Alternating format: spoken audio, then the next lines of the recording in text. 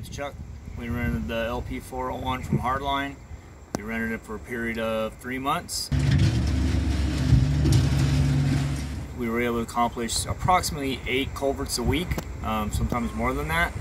And we averaged anywhere from 90 to 130 yards per day. The company was really easy to work with, and we're already looking forward to when we rent it again.